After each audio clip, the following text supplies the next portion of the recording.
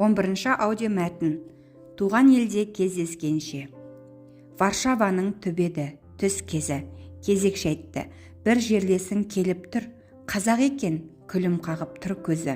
Мұныңдағы жан жүрегі еріп тұр, тартқан менен ілгеріге бір екпін, сабыр сақтап, қолды ғана алысты.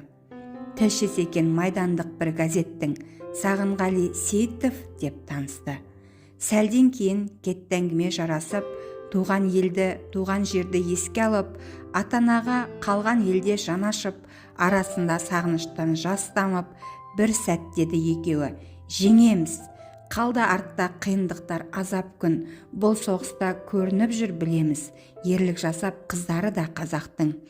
Деген кезде Сағынғали жай ғана құлақ түрді. Хиуаз оның сөзіне Мәметова жайлы айтады айнала.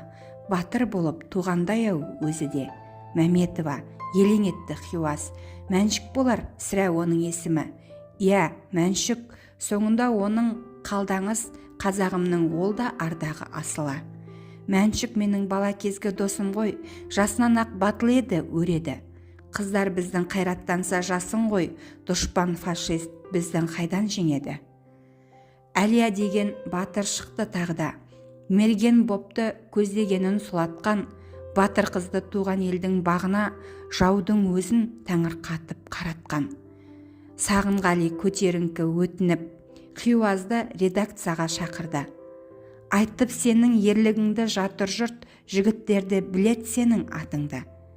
Аға сөзін құп алды да бір күні редакцияға баспалдағын аттады. Тыңдағанда естіледі бір түрлі, мұны келіп барлығы да мақтады. Сөз емес бұл, айтқан сонша асырып, қазақ атын жүрсің қалқам шығарып, ел басына күн туғанда ашынып, апаларың көтерілген туалып. Мұны айтқан осы газет тілшісі Жұбан Молдағалиев боп шықты. Ақын десе ақын екен бұл кісі, сөйлеп болып тебіреніп жұрт төкті.